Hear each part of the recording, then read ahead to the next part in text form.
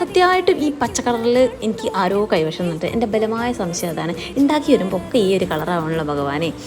അപ്പോൾ പറഞ്ഞു വന്നത് എഗ്ഗ് മലായി കറി. പേരൊക്കെ വലിയ പേരാണ്.